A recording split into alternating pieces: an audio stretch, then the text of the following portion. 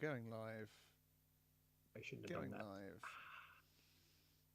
We're live, it says. So, once that get message disappears, I will then read out the following.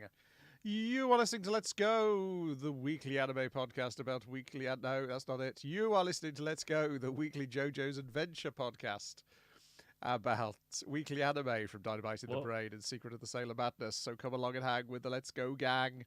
It's Dwayne. It's Niall. Yeah. Ow. Shouldn't have done that. And it's me, Brian. So Niall's just had his jab. I'm recovering from some sort of virus. So Dwayne, it's all on your shoulders. That's going to suck. Good night, everybody. This week we're doing 2 weeks because we missed a week. We are covering the anime that aired in the very long week of the 13th to the 26th of February 2022.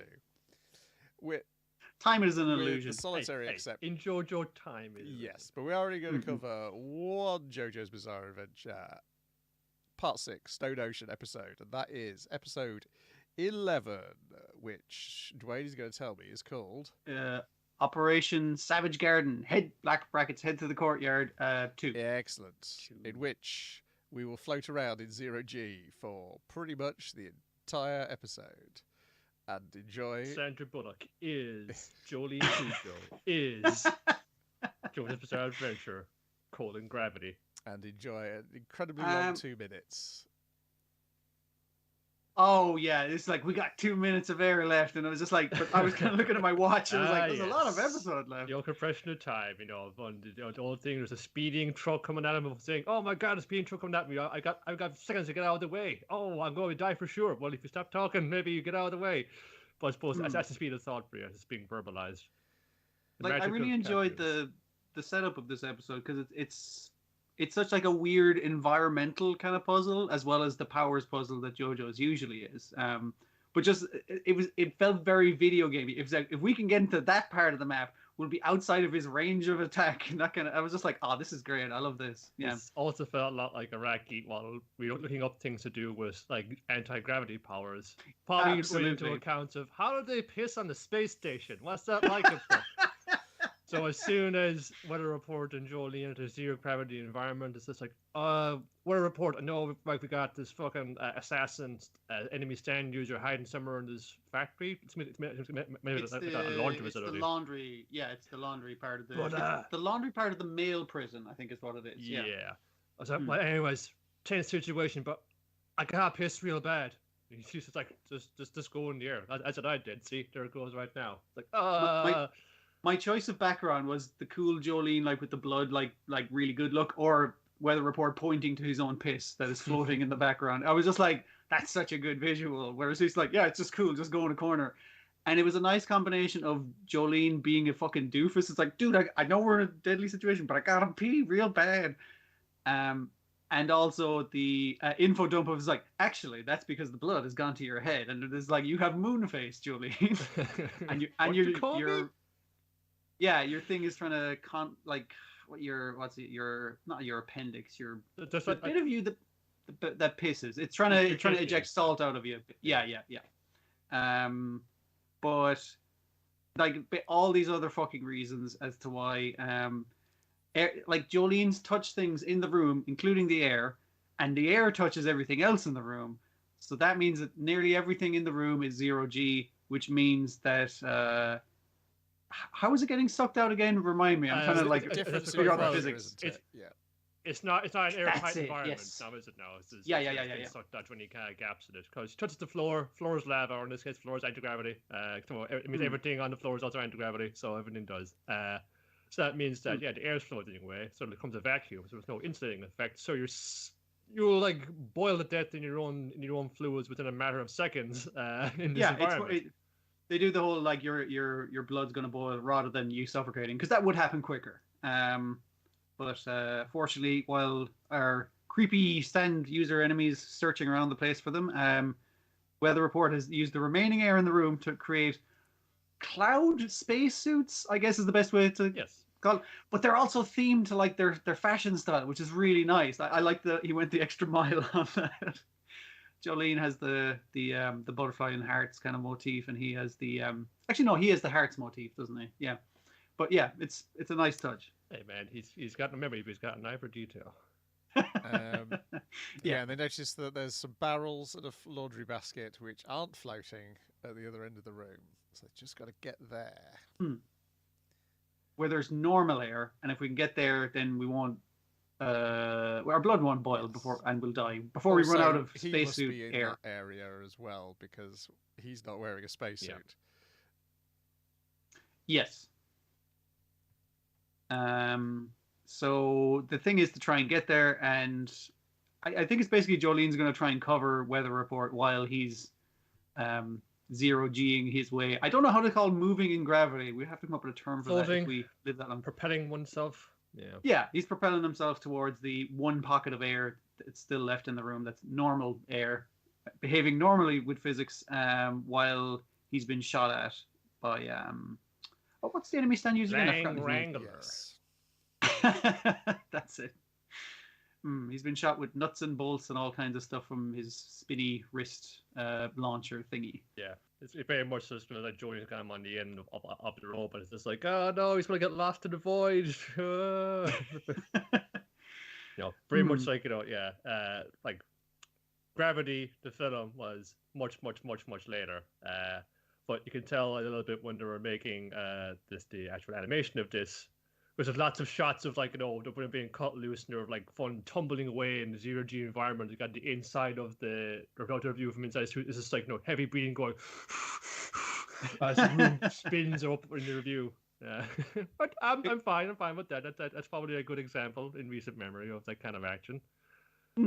It's a good way to represent the terror and claustrophobia of not space in this case because they are stuck in a laundry room, but of a zero gravity, no oxygen environment, basically. Yeah. Mm-hmm. Oh shit. But yeah, as he gets like punches her own suit, punches a tear in her own cloud suit to propel herself up towards him. But then obviously he's dead in Jolene's sights because he can predict where they're going to meet. So he just shoots in that general direction, and absolutely he's got her dead to rights. Oh yeah. What could she have possibly done? That we see the bullets impact on her suit. She's put silly string into his gun, basically. Just like her great granddad? No. Great granddad. Just like her great granddad. Just like there's a little bit of thread. Wow. Stand or no stand. Just tie it around like a little something while no one's looking, and cause a little trick, a little bamboozle later on. This is after though he's had to switch because she's deflecting all the nuts and bolts. So he fires with rats just punches. Yeah, he fires. Oh, he does fire. He's like he prepared 2 rats earlier, which when he throws them into zero-G, obviously they just explode immediately, obscuring her view. That's how he manages to get the shot on her. Yeah. So we get some classic JoJo animal cruelty. These rats make fine grenades. Everything makes a fine grenade because just uses like a bottle of water, which, as you know, just boils immediately in this environment and causes a cloud of water vapor, which you can then use with somebody who knows how to manipulate water vapor to make some new spacesuits for him. I do appreciate that he's kind of talking to himself as a lot of I am fucking so badass. I could probably beat the final boss myself if I felt like it. I'm so glad I came to prison and got these powers. This is great. I'm having a great time. Clearly, I'm the biggest bad guy ever. And it's like, oh, this guy's going for a fall. As his skin is boiling. Yeah, well, no, because it's when he's thought that he's defeating Jolene and he's got the disc. And he's like, I'm going to go now. I'm going to speak to Whitesnake. And if I don't like what I hear, maybe I'm going to defeat him as well. And then he's like, oh, hang on. What? Whoa, hang on. I'm attached to something. Then he gets dragged in. But then he's got he has a plan as well. He's not. He won't be automatically defeated by being dragged into the zero gravity vacuum. As we learn that he was a chemistry student and that he stabbed to death his professor, and he has what's he got in his? He's got like a bottle of water. Yeah, it's like hydrogen peroxide, I think.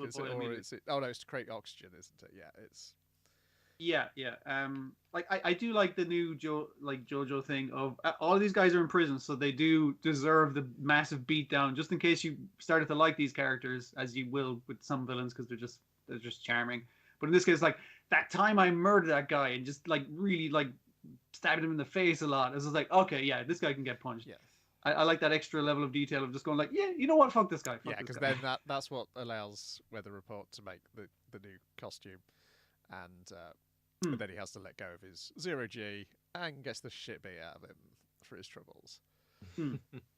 He should have like Jolene said, is like if you'd let go immediately, you might have got blown back by the air rushing back into the room. But you tried to do a couple of other things, so now it's going to make you rush towards me and beats him up right into a laundry hamper. I don't know if he's dead or alive. Quite possibly dead from that beating. Let me take out this dirty laundry. So they got to get past these doors, and there's a guy waiting on the other side of the door. Waiting. He's like, "Hey, did you finish off those guys? I told you to finish off. It's me, Whitesnake. All right, I'm gonna open the door now." And Jolene's like, "Okay, Weather Report, you're fucked up. You hide behind this laundry hamper, and I'm gonna punch whoever fucking comes in the door." It's like, wait, that's not a guard or another prisoner. It was like, who the fuck is that? A priest? What the fuck? Yeah, we should have mentioned the very first thing of the episode is Poochie listening in on he listens to the record of the telephone conversation with the Speedwagon Foundation. Yeah.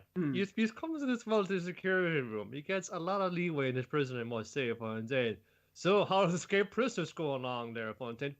"Fuck off, father. This isn't your department. Get out of here." But they're all five of them saying, "Oh yeah, sure, fun. They're out here. We're trying to kill them right now, boss." It's like, ugh.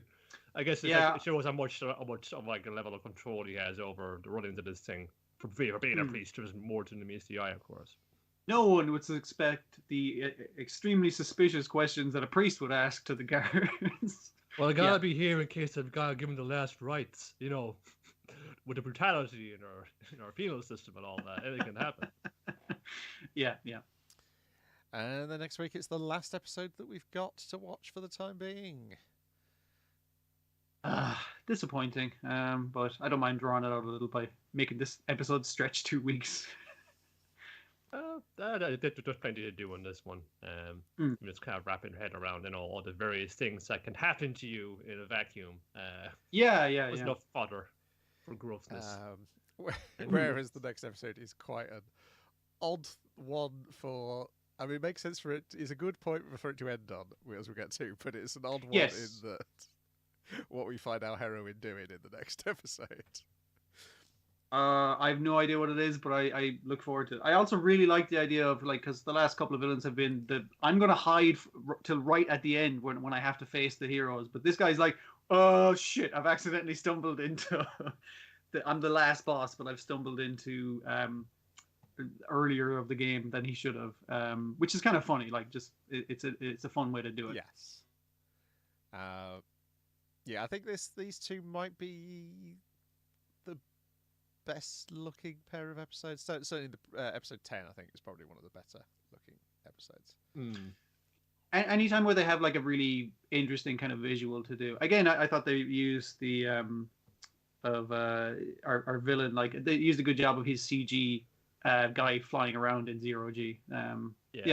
Well, there was lots of like definitely effect things with what Weather Report is like doing with the clouds and water vapor, and as well they can dodge some of this because you have that old favorite. Any Gundam fan will know this. When you're on the spaceship, you don't need to animate them walking. You can just slide them across the frame. Dear. Yeah. Then we've got Life with an Ordinary Guy who reincarnated into a Total Fantasy Knockout, episode 6, which is the guy who reincarnated into a fantasy knockout and a free spirit. And then episode 7, which is a guy who reincarnated into a fantasy knockout and a squid fire. I've written down my notes because the thing which I love about the show, and I don't think I've mentioned at all so far, is it has the best theme tune this season in my books. I'm kind of distracted by the fun opening animation bits. I think I haven't really been paying too much attention to the actual song. It's one of the Jam Project guys. Right.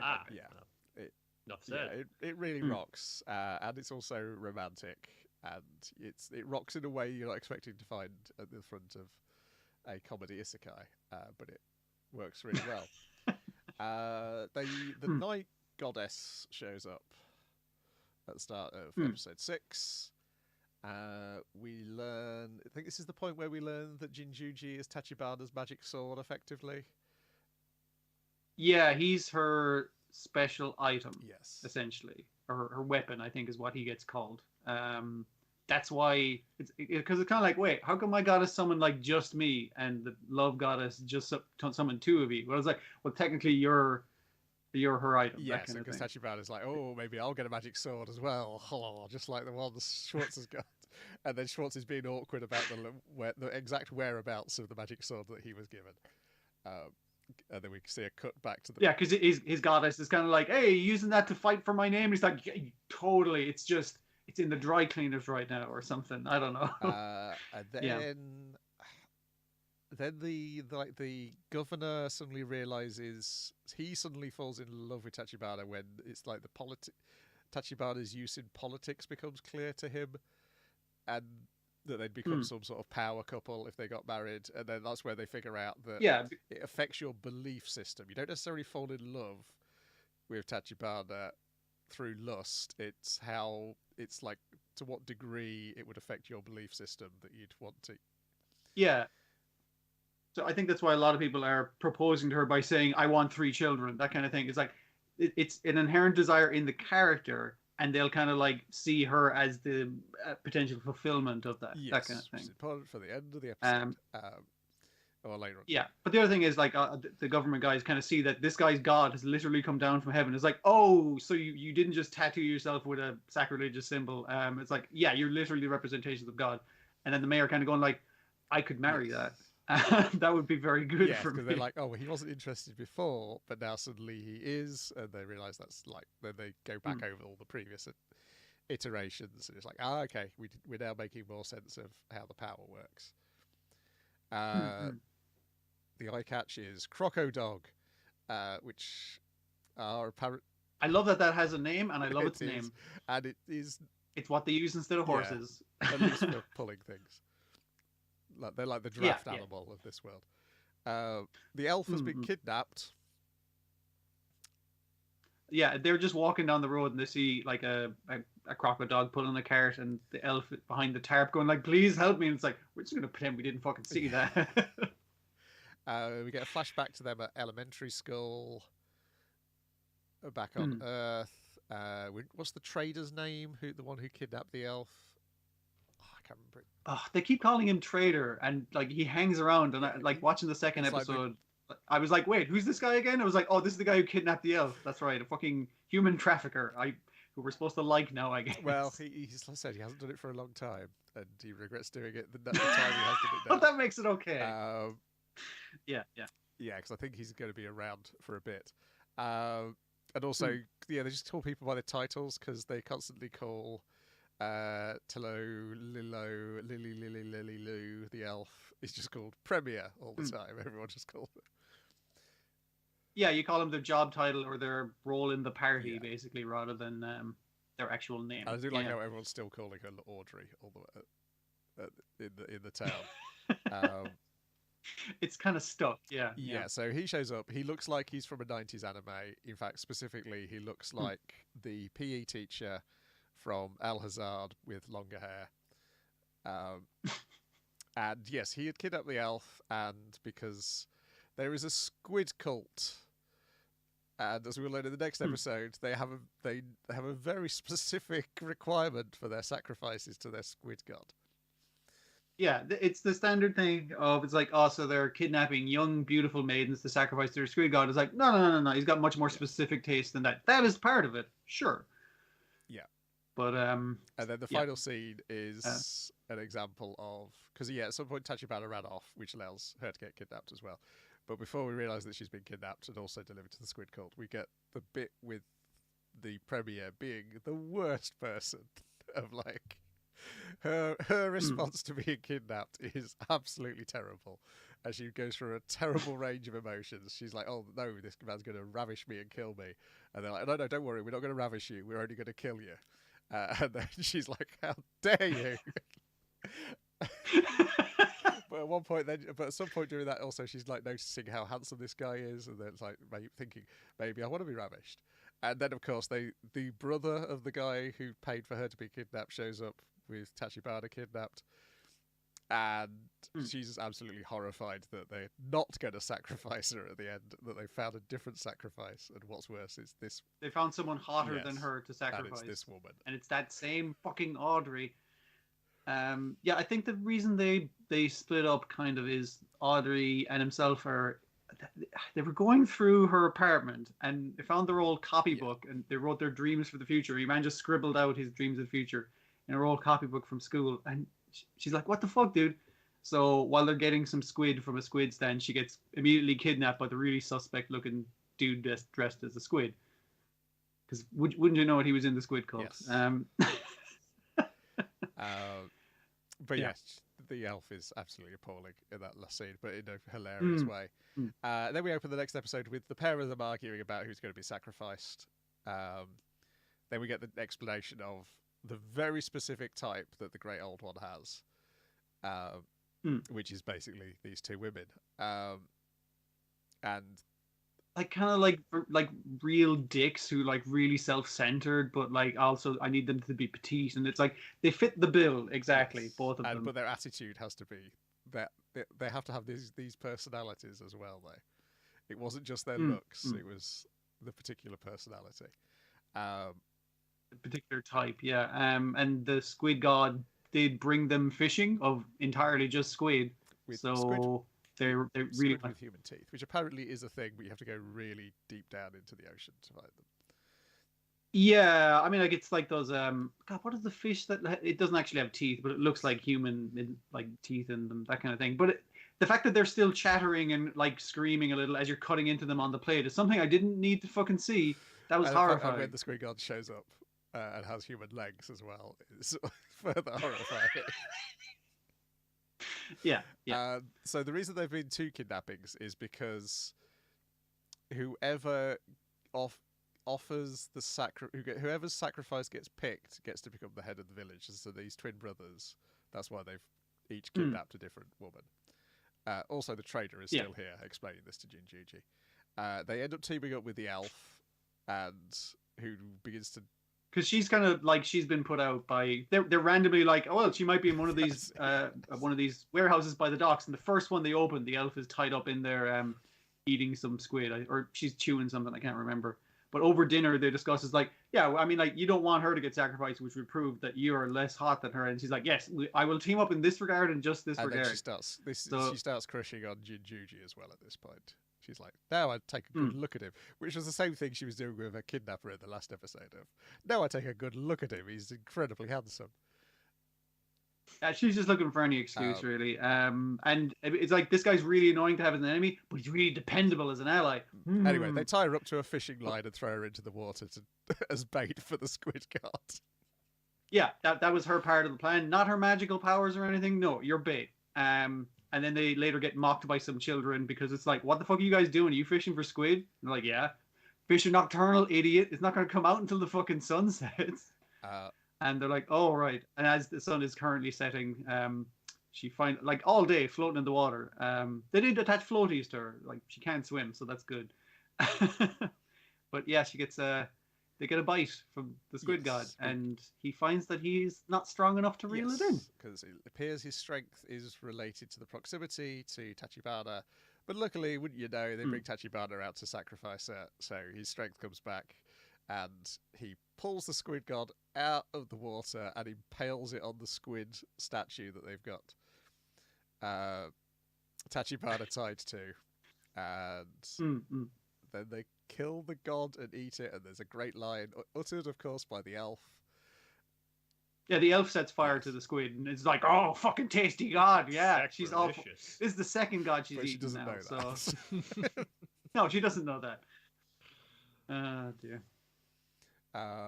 Yeah, these are a good pair of episodes. I don't know where they're going to go, whether these other two are going to carry on travelling with them, or whether they'll occasionally bump into them. But yeah, it's partly it feels like a tabletop campaign that's gone off the rails in the best possible way. Which also makes it feel like a 90s fantasy anime. Yes. And Yeah. not just because kidnapping of elves is a thing from the first late night Boom anime. So, well, stripping of elves. They weren't necessarily kidnapping them, but all clothes falling off in the best yes. possible taste. Yes. But yeah, the god is hilarious. The design and also his voice, and also the fact his grisly end that he very quickly meets. But I guess I should have kind of expected that because the end has like a couple of monsters. It has the weird rabbit bear god, the crocodile, and that squid in the ending. And I guess the crocodile is going to be fine because it's just like a mule. Yeah. I guess it's going to be okay. Yeah, I guess if they're going to travel on the... Although he doesn't have his cart anymore because Jinjuji just smashes it up. Yeah. He like the reason why he isn't beating the shit out of this human trafficker is because it's like, I did break your cart. That you do have me there. Yeah, fair enough.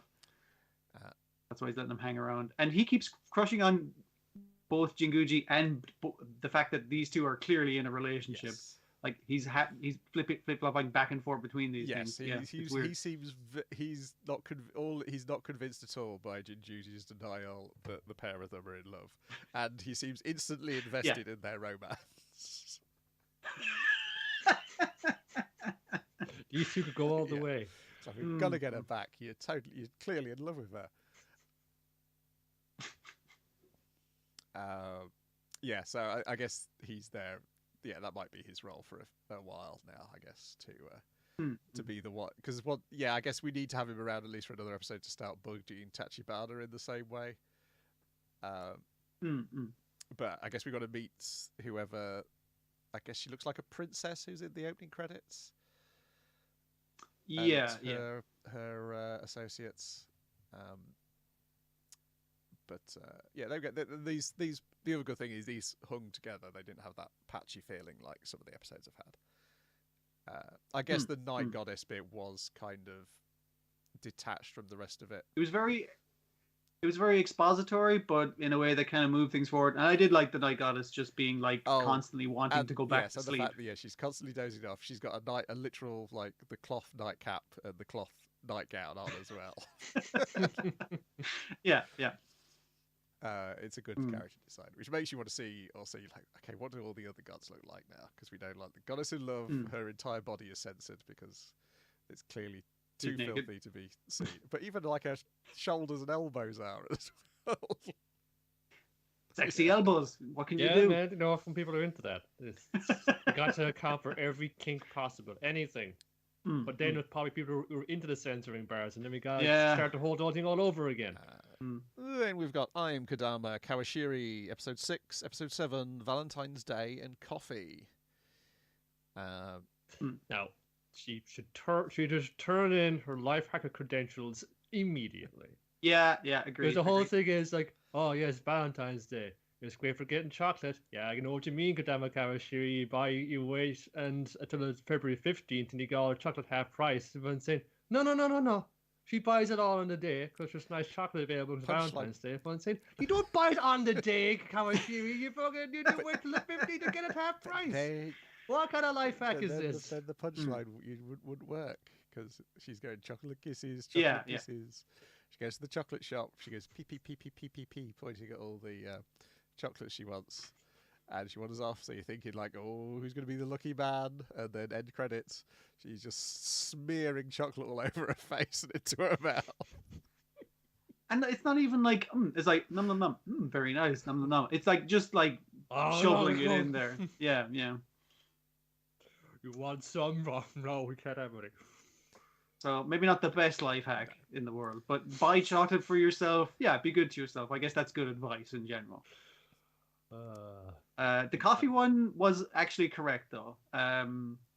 She's on not a subscription service, but like a mixed packet thing of like different brands, and like you get Kilimanjaro, you get like a Hawaiian coffee or something like that. It's a kind of coffee, you gotta give it a little bit more time. Like if you haven't got like a French press or something like that, you can just use one of these. You just like sit like the little sachet, hang the bag in your mug of hot water, and it'll percolate slowly by itself. It's like French roast, I love it.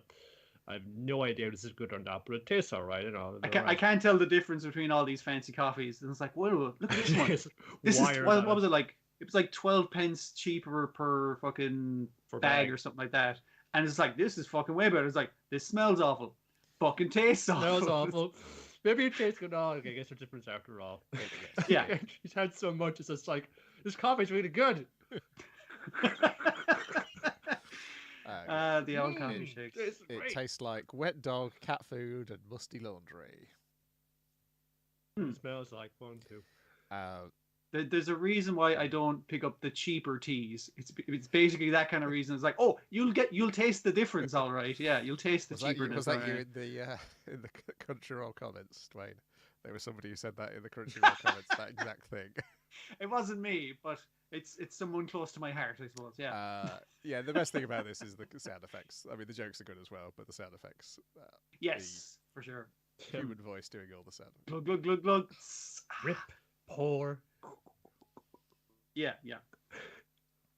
It's some good human sound effect ASMR, all right. Then we've got Ninjala, episode 6. WNA Academy, let the battle begin. Episode 7, the Shinobi Cape. Village. Episode 6 is introduced to WNA Academy. We meet a dude who has the craziest collar I think I've ever seen. Oh, it's so good, but it looks like if you turned it like a certain way, it would chop his fucking head off. Very starched. 6 out of 8 of. I like the way 6 of 8 of our main characters are here. Still 2 have not been turned into children. And this guy also, I don't know if he's bullshitting or if he's just checking for the little pink dot, but he's like, I'm going to check and see if you're a ninja, small child. Yeah, you're a ninja. I've seen this cartoon before. I know how this works. Yeah. There's also like a bunch of other like black clad things which are about the same size as Gumchi, who will wander around and act as like the minions to the WNA. But the most of this episode is the video game action. How to play Ninjala. Yes. I mean, like, quite the fucking restraint to not actually do anything about the video game until episode 6. Yeah, you got to give him that. Yeah. It was pretty fun to just a bunch of young kids just go at each other with foam bats. Back at each other. Meanwhile, fucking I've forgotten his name now. The nerdy one. He's getting off the foot off. F this. Oh. I got knocked into a tree. I'm gonna go into the kitchen and see if I can make me some more smoothies because despite being a scientist, I'm dead set on this one hypothesis and I'm not going to stop. And I consider also he's found an alien, so 2 reasons for him to wander off. Yeah, I suppose. And then the next episode, the kids get woken up. You've got to start moisturizing at 12 years old or 10 years old or whatever these kids are supposed to be. That's Bareka's tip. She bonds with, which one is it? Lucy. Is Lucy the dancer or is Emma the dancer? Oh, I don't. Emma's the dancer. Yeah. I suppose Lucy isn't in bond with nobody because she's a radical. Yes, she's the one who's put. She's a loose cannon. Decorated her room already with a metal punk poster. But yes, Bareka and Emma bond over hip hop, and Bareka mentions she likes punk as well, and that's fine. And then she has to deal with Van and Kapai, and it's like the horror of actually having to deal with real 12-year-old boys, as opposed to the mid-20s guy who's been turned into a 12-year-old boy. I mean, like, he's annoying and all, but these guys have, like, since the last episode, developed an instant rivalry with each other where they will compete in absolutely everything. But I like their, like, oh, I'll fight you with a sword. It's like, I'll fight you with basketball. And they're both just standing there. It's like, so how are we going to do this? I thought that was a really good joke of just, like, it was like, so I'll do 3-pointers and you'll do swinging? I don't know. Fucking, what's going on? I stayed up late and watching my parents' Netflix account and saw this thing, JoJo Bizarre Adventure Stone Ocean, where she tied a string to a ball and she can't let her. I'm going to do that to you right now with a basketball. They meet their tutors, Bruce and Amy.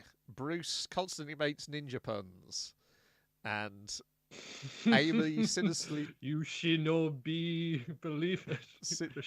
And when Lucy asks if you can drop out, Amy sinisterly gets out of her chair, wanders over to Lucy, and says, "You'll have so much fun, you'll never want to drop out," and then quietly walks back to where she was sitting. Ninja. Yeah, Bruce's puns. And then we get the history of the WNA, which appear to be the United Nations if they were ninjas. But perhaps or if they had ninja support. More effective than the United Nations because they are ninjas. You can send ninjas to oversee political meetings about climate change and stuff. And there's just a ninja standing there. And it's like, what is he going to do? Assassinate people if they don't sign? I'm not exactly sure what he's doing. Probably.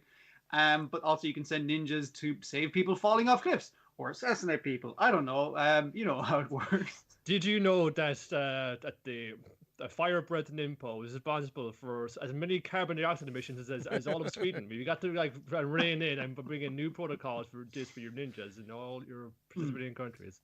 Bubblegum is recyclable. That's why it's better. That was great. Yes. Then they go back to do some more training, and that's where we get the trick ball from Van, because he's like trying out different sorts of gun weapons, which I assume if you're a player of the game, you're like, oh, that's all available in the game. Oh, yes. It's not just a foam bat. You can clobber someone with. There's also like guns and weird gadgets and stuff. Or a shoe on the end of a stick, which he seemed really encouraged by at one point. And I was like, I guess I wouldn't want to be hit by that. Not just a shoe on the end of the stick, mate. It's a shoe on the end of the stick which has got eyes, and the end of the shoe is made into a mouth. Okay. Weird weapon. I don't know what it does. I assume one of the end credit things where our glasses guy is explaining is like, this is a weapon you can use in the game. And we'll explain what that shoe does. Also be turned into an immobile golden turd. Like that needs more explanation, but that's how the shoe works. It's like the shoe to bounce into Kapai and Gumchi's background. As Gumchi appears, and they have to explain what the fuck's that. And they're like, "That's Gumchi." And his grandpa is twins? Is the guy's the principal, isn't he? Yes. The twins are identical cousins or something like that. Yeah. So he's like, oh, he's the identical cousin of my grandpa who was back in the ninja village where I learned about ninjas, and they cut back to the village where the grandpa's just like, ninjas aren't fucking real. No one fucking say there's such a thing as ninjas, or I will kick their fucking ass. And stop interrupting my newspaper. Knock, knock. Who's at the door? Fucking ninjas. All right, here we go. The Chamber of Commerce is on my back about this. I'm saying, come on, man, do some ninjutsu. It'll be great for the local tourist economy. I'm saying, fuck off. It doesn't exist. Yeah, and obviously immediately attacked by ninjas when he could have just went with it the whole time. But he explains this when they escape from the ninjas into a random bit of bamboo, and there's a Gumchi hiding in a little shrine. And it's like, yeah, so a meteor hit, turned us into ninjas. There was this alien that everyone thought was a monster, but he helped us do ninja stuff. So we pretend he's not real so people don't try and rob him to do evil ninja stuff. And then the evil ninjas show up there, and it's just like, well, I guess we're going to have to fight. But Grandpa holds him off. He's like, you need to take Gumchi back to my brother, who can mind him better than me, a random old man out in the middle of nowhere. Yeah. I suppose, again, what if E.T. was a ninja? Instead of making your bike fly, it allowed you to, I don't know, try and swap places with a log as whenever you needed to. Useful. There's a firework display, and then at the end, Burton and Bereka figure out we can't wait for that smoothies to bring us back to an adult. We're going to have to break in to the records department as kids. I guess that's the next episode. I mean, the smoothies plan is just that so that you'll grow up big and strong. It doesn't increase the amount of speed that you'll grow up at. And even Bereka kind of going like, but if we find the cure in there, won't we turn into adults? And then was like, what the fuck are these adults doing the kid thing? He's like, don't worry, we can just eat ninja gum and turn back into children. Yeah. They're perturbed a little bit by the fact that, they're already mass producing this shit and handing it out to the kids. Like when the kids turn into babies that they eat, no. You just like as long as you are like 10 or under, you won't be. Yeah, this will turn you into a 10-year-old. Are you a 10-year-old? No problem. Yeah. Yeah, it's odd. Then we've got Ranking of Kings, episode 18, Battle with the Gods, Ranking of Kings, episode 19, The Last Bastion, in which we discover the Ranking of Kings is a milkshake duck, and the writer of the comic may have right-wing nationalist leanings. Seems highly likely, or at least apologising for past nationalist leanings. Yeah, like in the watching of it, found out about this. I read all about that later because it all came back out again. It already been broached by plenty of people when the actual original manga title was. Even the Watchmen, it seems something's a little bit off about this, as Boss is relating to the story of the old country Homa. You know, they were like a country of wizards, and they helped out this other country, Gyakusa, to stand up to the gods. But those goddamn ungrateful Gyakusas, they fucking come and save them. We fucking build their roads and their houses, and they're always going grumble, grumble, grumble. Those damn wizards come over and boss us around, will they? After building all our stuff for come us, over and will they? teach us magic. Yeah, Like, yeah. but how could they? How could they, after all the good we've done for them, turn against us like this? I don't get it. And so history was rewritten so that actually the Homa were awful tyrants and dictators, did all this bloodshed. But wasn't that way at all. We were totally cool. We did all this stuff for them, and they were just like, weep, weep, weep, weep. Yeah.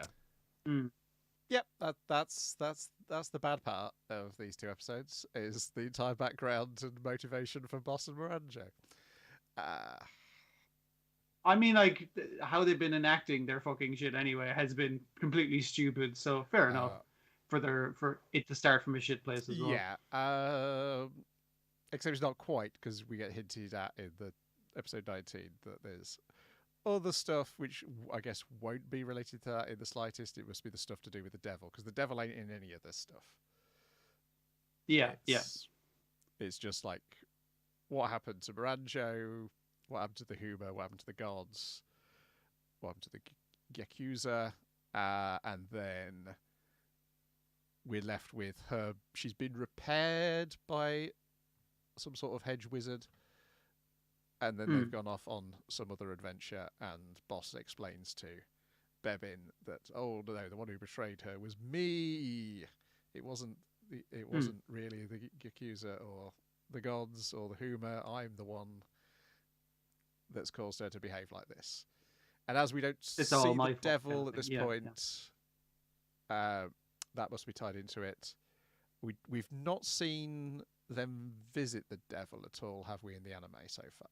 No. Only that one Whereas time. That's in the comic super early, yeah.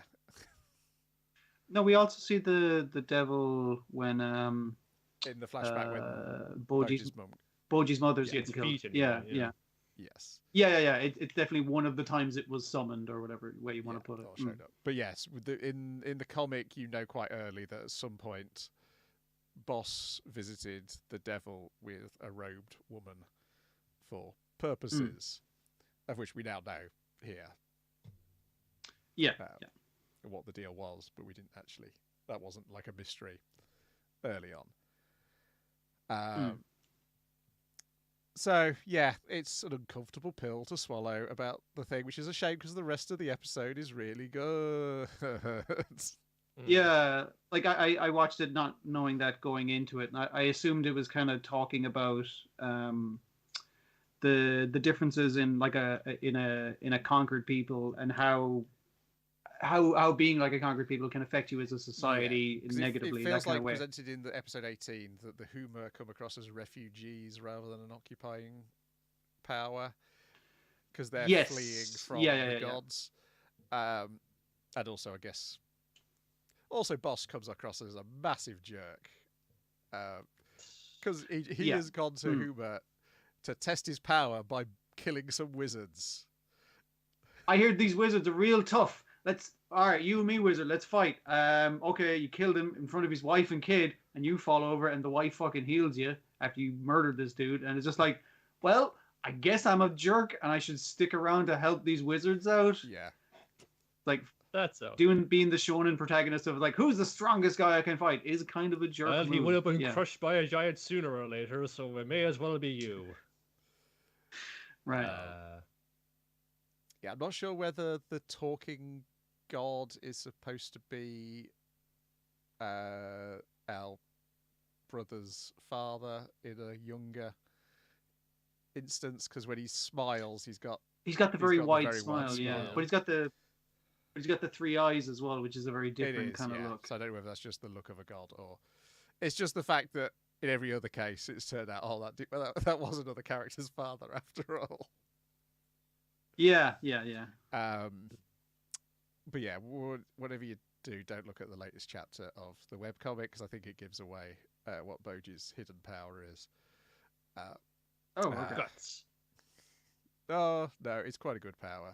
If it is the power, it's quite good. But I also wonder whether it's going to be something else that he's going to learn when they go and cart him off at the end of this, at the final episode of episode 19, where they're like, there is one more person who can heal all these people who've just been stabbed by Oaken. Yeah. What's the other? Yeah, the other part of 18 is Oaken getting stabby, and then at the end he gets swallowed by Kage, doesn't he? Yeah. That, and is it the start of or episode 19, or is it the part way through episode 18 where the big four are getting back together? That was like that's the one in 19. Like, you know, in 18, like he's going wild. Oaken is. No, Boji's as well. You know, even though it doesn't work on him, he's giving him a good fucking go, and manages actually to shatter the faceplate off the helmet. So you see, it's Oaken. There is a handsome mustachioed face under that creepy mask. He's still there, but the eyes are off. You know, he's not all there, or this has subsumed whatever his consciousness is. There was a nice contrast in the two episodes between we have Cariel was, I can't think of his name. Despa. Despa. We've Despa like trying to hold his brother down and like trying to get him thing, and he is reminded of, it's like, hey, you can't die yet, brother. You got other people to save. And while he's distracted by his affection for his brother, he gets stabbed up, and contrasted that with Oaken in the next episode, where he kind of hears Despa's teachings, and that spurs him on to fight the good guys even better. And it's just like, yeah, it's kind of like, it really presents, and especially like in 18, obviously, but it presents kindness as a really exploitable weakness in the right circumstances, basically. Yeah. And familial kindness or that kind of thing. Yeah. Yeah, they've the reason in 19 why healing can't heal anybody is because she used her last ever healing to heal Appius. Yeah. He gets him back on his feet, and he's like, you know, I might betray you again. The guard going like, what the fuck, dude? Yeah. So Kage swallows him at the end of episode 18. He does seem to turn into like the monster that was that door, the monstrous version that was that door to the underworld. So that's another thing they can do, and compress him to a two-dimensional form. Whatever his internal, like, you know, dimension is, he keeps throwing out whatever he needs out of. You know, he's going to engulf them in that, which may be some kind of gateway to. If one can serve as a gateway to the underworld, it can also serve as some kind of window into the afterlife as well. Because Kage is rowing a boat across the river Styx right now. His mother's on the shore waving, "Come, Kage, come into the light." Whereas Despa and Boji, dying but not dead, are kind of on a rock, kind of going, "Oh, he can't hear us. Oh, don't go to the light, Kage, come back." Yeah, but they only see this once Red has got up from their dead, unconscious state. I guess dying state, because they were. I presume bleeding out or something. Yeah, and heals Boji, and that sends them all into this reverie, watching him row across the river Styx in the jolliest little boat. And then they notice it's a nice scene, and it's so sad, like, but it's also like kind of has the funniest line of the two episodes of Despa saying, "It's true, handsome people can't die." Yeah. Dear, I do love that ridiculous fucking pantalooned man. But yes, he can't row across because Miranjo has grabbed the rope on the boat and is preventing him from getting to the other side. But she's holding him for the time being, but she is kind of basically presenting him with this, like, you can go now, but you can't come back. Is there shit you have to fucking finish? And he's like, I gotta support Boji. Yeah, gotta go back. You doing good, ma'am? It's like, I'm doing great, son. I'm just living my afterlife. It's like, all right, I'll see you later, but I might be an old man by then. See ya. But then the mum's like, oh my god, there's a couple more mums here who want a word with you, Miranjo. Or at least a hard stare at you. Yeah, throwing her a real dirty look, understandably. Yeah, which is well, I don't know where they're hiding her. She just appears there. I mean, Boji's mother is just that. Yes, she but looks but mad, like, just, and Miranjo's mum looks disappointed. Yeah. But this causes like, you know, the Miranjo inside the Miranjo who's inside boss, who's with Dida. Trying to remember where everybody's souls are.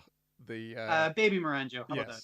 The face break. The artificial face breaks off, and then the child disappears.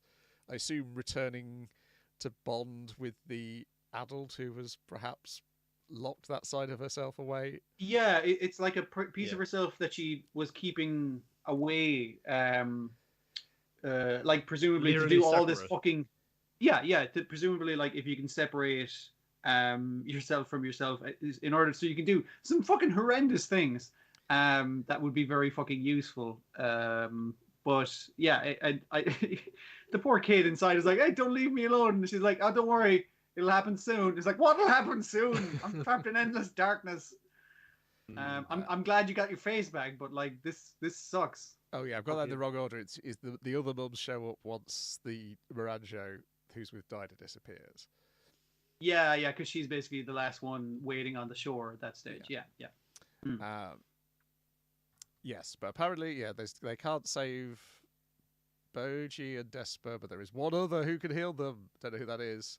So Oaken has a go at trying to eat the snake, but Bebin's not going to have that, so slices him in half. It's funny to me every time that giant snake shows up. It's like, all right, motherfucker, try me, and that giant snake gets its ass kicked like every fucking time. Hey man, it's been through the war. You see the state of it, like, but it keeps coming back for more. It's got a lot of heart. It's got 3 hearts, in fact.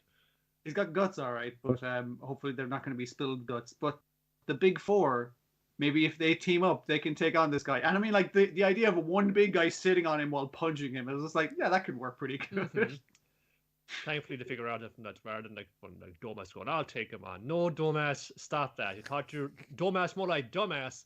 I thought you were over this fucking this prideful macho bullshit. Let's all go at him at once. Oh yeah, good idea. This is like not just Bepin's idea. But yeah, fuck fighting fair. Let's go in and just fucking dig the hell off him. Yeah. But he's a tough cookie, as you'd expect from an immortal, insane warrior. He remembers his teachings. It's like, dude, you got to the funds. Remember what I told you. And it is kind of it was something like when you have It's like when you have your back against the wall, that's when you can have the most growth, which is a bad thing to say to the villain in this case. That's generally the thing you say to a good guy.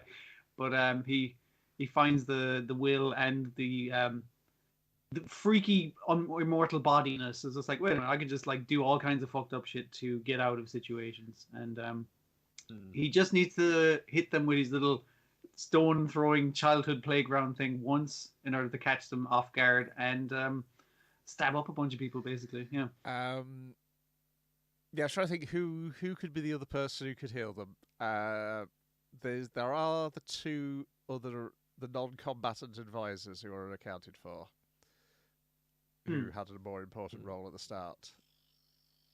And I presume Miranjo can heal based off of her possession. Yeah, I assume it might be Miranjo. The red guy. What they're thinking of. Otherwise, I don't think there's any other valid person.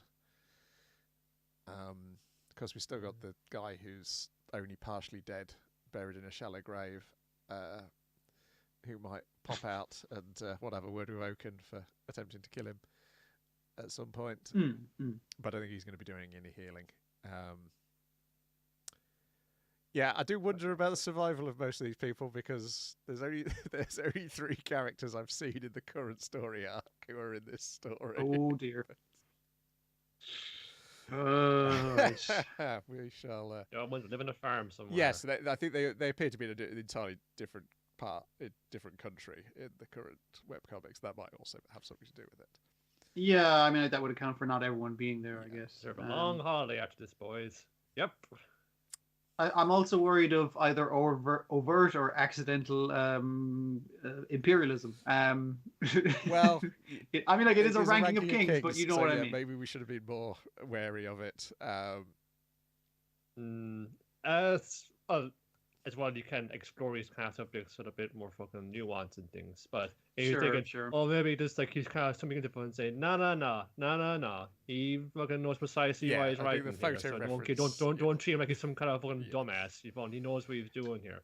I mean, no, you can explore these kind of topics because if you want to talk about a difficult subject, you gotta bring up a difficult subject. I'm not saying it should be kind of kept on a down low, but you need to have something actual nuance to say about it. You could have done this any number of ways. Why had to have the fact that the Yakuza people, they all look like fucking, I don't know. Shifty They're farmers, halfway the towards race. Fist of the North Star, fucking Moog Toast and saying, we all got fucking like gap teeth and we're all fucking hobbled and broken down and craven. We'll fucking meet Robert the eyes of our own granny.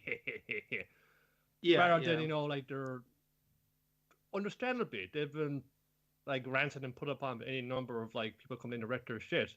But there's no nuance there if I'm saying, oh yeah, this is what happens to like the piss like this. They just become cynical and self-centered and only out for themselves. You need someone else to come along and show them what a real country is like. It's just, I know. Yeah. It's like hopefully there's some level of nuance there. Hopefully we'll see. Well, but hopefully like Boss telling us these things means it's a very unreliable narrator. Well, you still said it, though. You still said it. He did still say it. Yeah, those that's photo the references. That's the thing. Yes. Yeah. I'm not saying that was the case, but it could have been just like, oh, cool historical references. Like, should you though? Should you really go for that? Yeah. Once you get to the photo references, you're out of the plausible deniability area, I think. Oh, definitely. You know some of what you're doing, if not all of what the fuck you're doing. Yeah. You've read enough on this to know better, and you still did it this way. Yes. So we know what way. You know what side of the argument you're on here now. Yeah, so. It's not like you're using for references of like ancient Gaul or something, and you can have the plausible like, oh no, it's about the Romans. It's not about Japan at all. It's clearly about Japan and that sort of imperialism, which leaks into popular culture, but normally it's just a leak, not a spill like this is. It's usually just something like, okay, the character design on Evangelion, as you can set a motor, he's very much not apologist for it. But a lot of people worked on Evangelion, so it's not just him.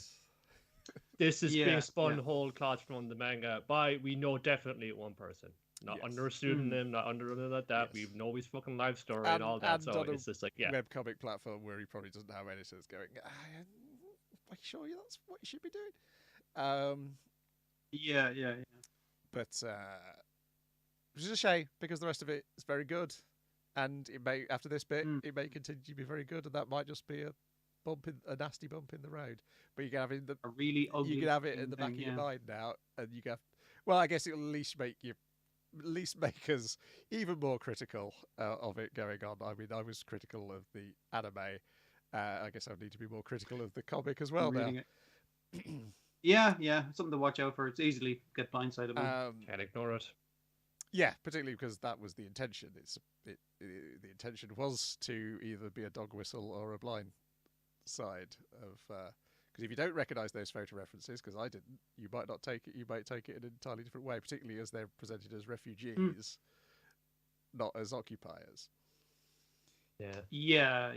That's definitely a very biased kind of thing of imperialism. Yeah, it's just in a way expect a little better as well, because he's up to this point had some things to say about the nature of what makes a king, what makes like a good governing of a country. It's more than just about strength and things. But I'm saying, yeah, those are some interesting points I made there, and then they just one slap that on the table, snap it all over and say, actually, straight out of the paternalistic. Like pre-World War II propaganda machine. Turns out might does make right after all. Well, no, it's not might make. It's not might makes right. It's let us into your country and we'll protect you from the nastier countries who want to take over you, and we'll improve your country. That's the story of all those like pre-war anime and. The novels of which half the villain out of Concrete Revolution is based on. Yeah.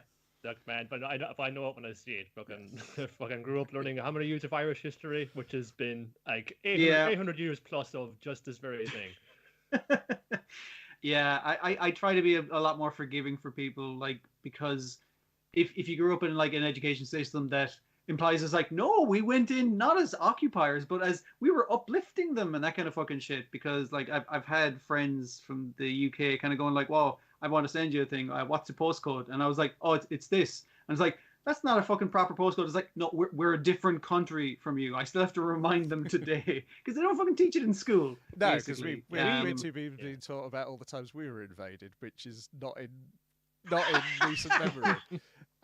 So there is the question of whether that is useful or not. But the favorite one there is fun. Oh, if we didn't come over here and help you out, you would be able to speak English today. Well, I'm saying if you didn't come over in the first place, I'd be speaking Irish right now, or whatever your native tongue is in your own country. Yeah, we had a language beforehand. I don't fucking know it now for those 800 years. Yeah, but that's based on an education system which tells you how great it was to be invaded by the Romans, and that's written by the Romans. You fucking know that. These are rules spelled with a Z. In Latin. Look at the mosaics. Just look at Bath. Go on, have a look at Bath. That's a lot of it. Or at least it was when I was. It may be entirely different now. I can't speak for. I've not done GCSE history for. Let me think now. When was the last time I did GCSE history? It would be 30 years ago. So there we go. You would hope it's changed in 30 years, but you never. Yeah, well, I'm saying that bit of GCSE history is probably fairly relevant because it was about the Arab-Israeli conflict and the period between World War I and World War II. That's what you actually get tested on, got your GCSE on at that time. All the other stuff was just a quick race through British history. Let's skip these bits. Focusing on the bits where we can take you for a field trip. Which is pretty much taught the same way geography is taught. Where can we take you on a field trip? That's the bit we'll focus on until you decide whether you like geography or not. But yeah, source code talk. Go back to school. Yeah, hold up on your history, or stick to hating your dad.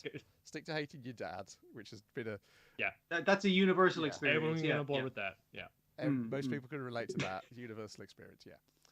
Well, if they can, definitely family is a problem.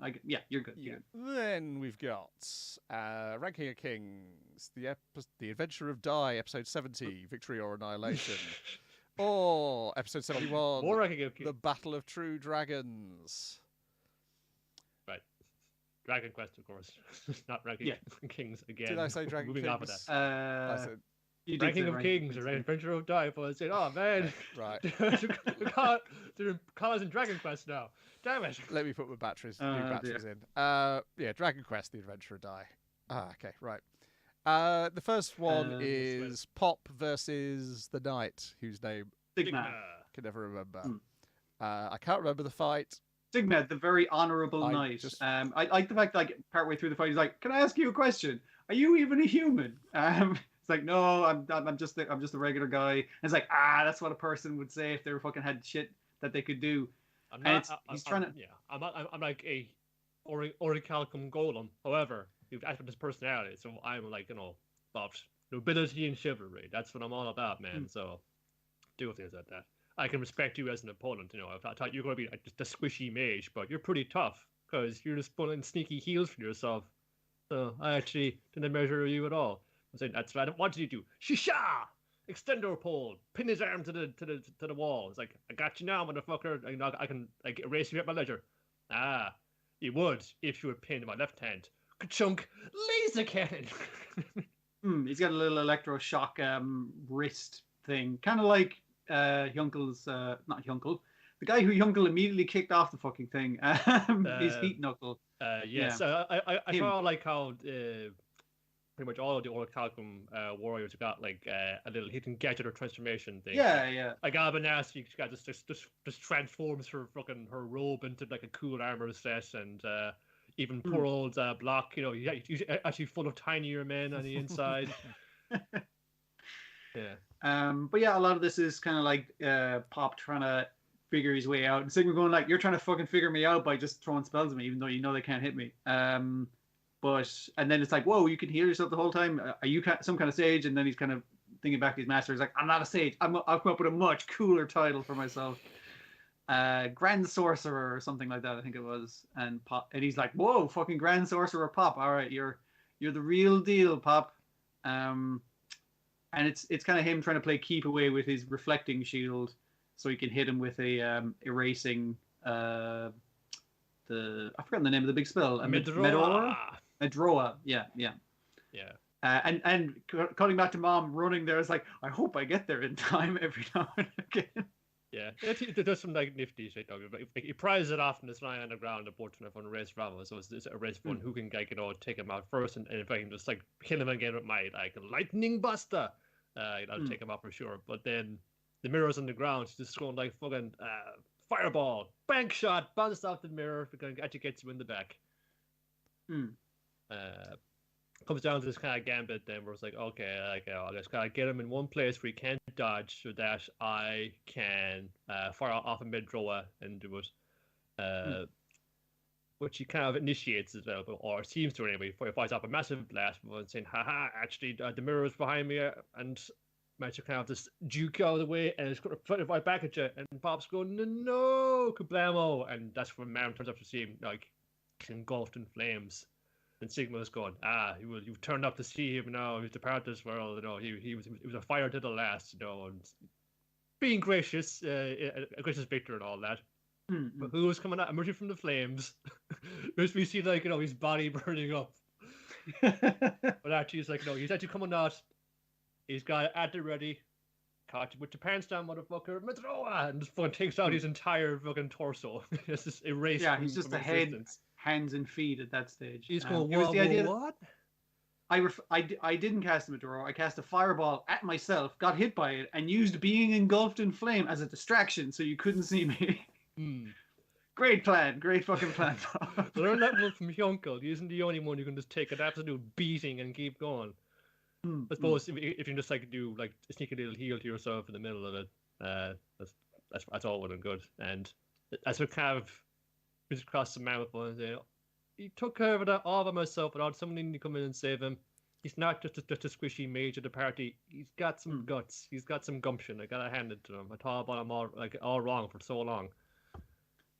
And she's like, hey, the way you said you love me and shit, I can't really give that back right now because I don't know how to feel about love. And we got to defeat the evil lord before I can figure it out anyway. They have a nice long discussion about them, which I appreciate. Is this yeah.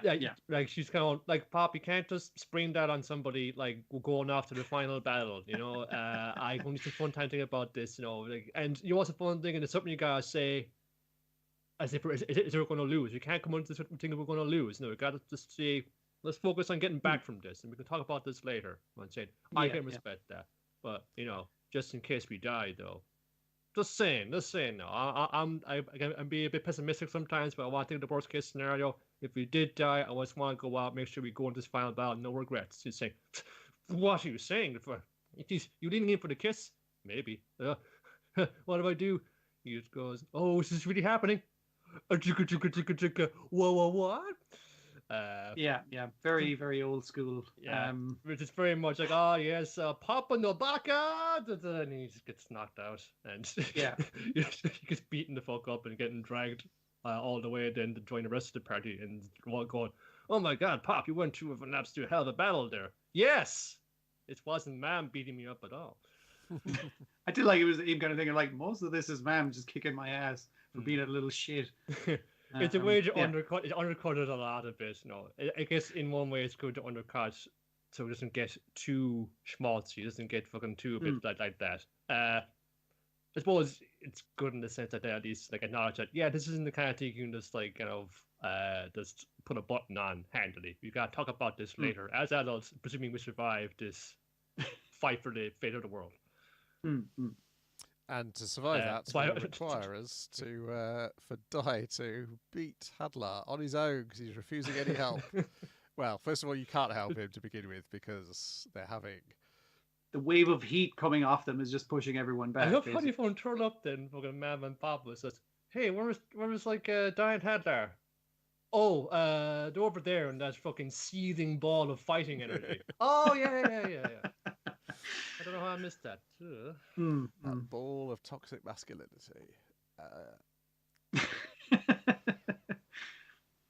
They're both refusing to take out their swords. Yes, Vern is very amused by this because it reminds him of was it the Battle of True Dragons? What the title's called? Yes. Between the lightning dragon and the abyss dragon. They fought for day and night, and they completely upended the whole landscape of the underworld. However, the abyss dragon won out in the end. Yes. By biting the neck out that other one. And that's why we call him like the Great Dragon thing. He got that title because, again, that was toxic dragon masculinity, where they decided we're the two toughest dragons, but which one is tougher? Yes. So they went through that whole fucking thing. Yeah, I was. That's a bit like the unseen fight in One Piece between for the leadership of the admiralty of the Marines, isn't it? Except it wasn't the lightning dragon because he would not care enough to get into that fight. No, you be boss. I'm cool with being where I am. Particularly with like the changing of the environment due to the fight. Yes, so it's gotta happen though. We're at a stalemate. Yeah, they're at a stalemate. I'm reaching for it. I'm gonna do my attack. When you do your attack die, but if it's a silly attack, I'm gonna be annoyed. If you're just doing a regular, I mean, like I like that you're trying to end it on an avant stretch. That's poetic, you know. But if it's just a regular one, that's shit. All right, I'm way past that now. I still got my combustion thing, which is really good, as we know. I did like Hadler was worried that it was going to be a silly attack, though. Specifically. This is man. This is serious, man. Yes, because the room for your child's toys here. Yeah, because the problem is whoever loses the clash will take all the damage from the heat as well surrounding them. Blow back on and they do both say it's like we both understand that that's what's going to happen, right? And they're both like, yeah, we both understand that's what's going to happen. Good. I didn't want to do like a last final attack with the sword and not understand that the person who gets defeated in this clash is going to get hit by all of that fight energy. So dies one, except Hadler decides to consume the rest of his life energy to produce another sword to have another go at die. And well, I've got like half an hour maybe in me, but instead of bleeding out, I'm just gonna make a life sword and try and kill you here and now. It's like, damn it. Yeah, he's like then he considers like how terrible he was as a leader of the Dark Army, and the 6 Legion commanders were better than him, but his chess pieces stood beside him and raised him up, and it's because of them I'm so great, and I'll see you all soon. Because clearly he's like, well, even if I beat Die, I'm not going to be around for much longer. I've literally put the rest of my life into this sword, so yeah, it's not. Pop's like, not going to Die, happen. let us help you. You haven't got an aura anymore. How are you going to defeat him? And Die's like, no, I must do it myself. And then Pop makes a pretty good argument about why he shouldn't do this. Which I was like, no, that's a bad idea. Let's run away from him or something. That would be better. I like the fact that Die was allowed to answer back. He wasn't just like cut down by.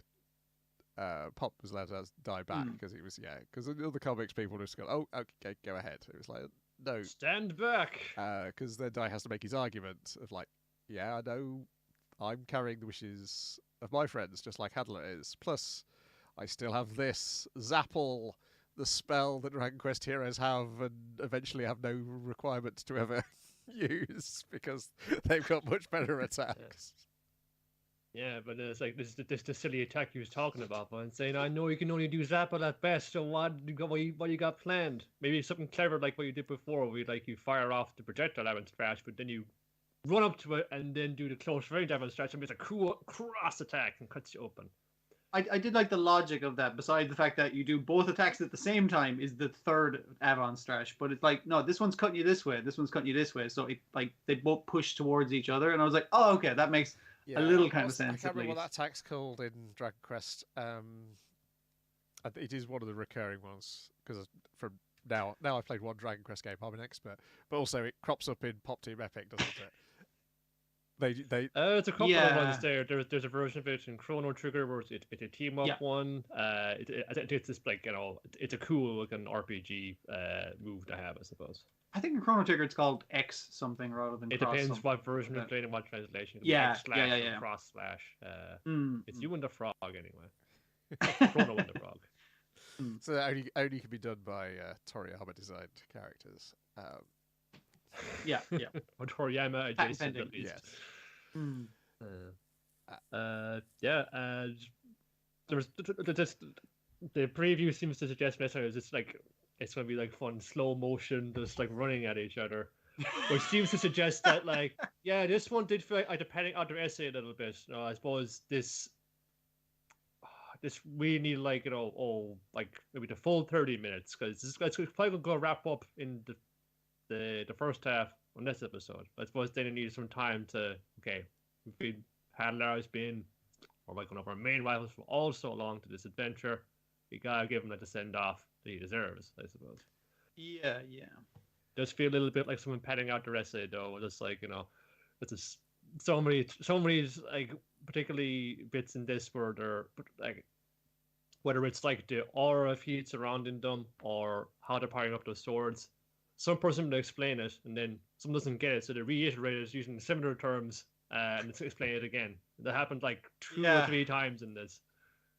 It's so funny, like, because in contrast with the thing with Hyunkel and him, where it's just like, I've immediately been defeated. It's like all these other fights are taking so long. But that one was very funny in contrast. I kind of wish we'd cut back to Hyunkel and it's like, oh no, I'm fine. Let's go for the last boss. No, he's got to be coming back though, but he couldn't be because if Hadlar dies, it means he isn't going to exist anymore unless there's some other stipulation. Unless he changes from chess to checkers and he's like, "King me, now I'm the king." Yes, that's what I've been saying. I think you might not be far off the truth in that. In that case. Backgammon. Lots of Hyunkel putting hands on shoulders now. He's in full Big Brother mode. He's getting very emotional. He's learning emotions in this battle for climactic humanity survival and whatnot, which is good because he's got a girlfriend essentially, even though he doesn't know it yet. Well, he does, but love is not for him. He has known love. It is not for men like him. It is for women like Mom and men like Pop. He must have none of this. Dude, your dad was a skeleton who loved you. Love is fine. Don't worry about it. If a skeleton can love, and so can you. Then we've got 2 episodes of My Dress Up Darling for you to tell me about. Episode 7, A Home Date with the Guy I Love is the best. And also episode 8, Backlighting is the best. Just to kind of find it out that they eventually get Juju, saying, okay, we're going to give like a whole studio thing. We'll split the costs on like booking the studio day. We get some great shots for the gram. What do you say? Also, can we do like the join up cosplay and saying, yeah, sure, okay. If we're splitting it, splitting the fees, and it's only fair to do that as well. But like, don't tell anybody about this yet. I'm still going to be standoffish and not going to be fully on with it. So then Juju is like, okay, need to make a better costume. This is my kind of brief, about the whole thing. And I like the like Gojo's like, I'm a nervous kind of dude. I'm kind of like new at this, so on and so forth. But he has the manner. He has the kind of professional, like kind of like fun holding in himself to actually go on with it because he sends on like the diagrams. What's it called? The blueprint. I don't know what clothes blueprints are called, but basically he has all the measurements. Patterns. Pattern. Yeah, that's it. And all his like extensive notes on each part, like how to particularly do this particular kind of frill or whatever. Yeah, and that's why she's again still shocked. Is like, how is this your first fucking time doing this shit? This is pro level stuff. Yeah.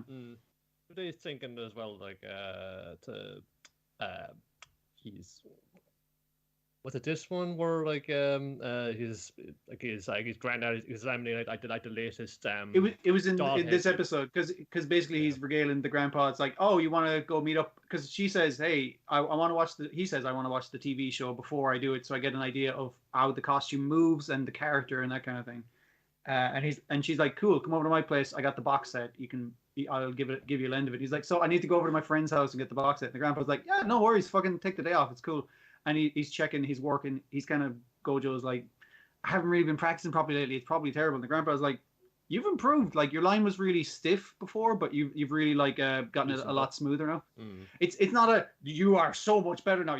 This is perfect or anything. He's like, no, this is better. And he says the thing of, this is for all artistic endeavors, but keep on going. I gotta answer the door for some reason. Okay. But yeah,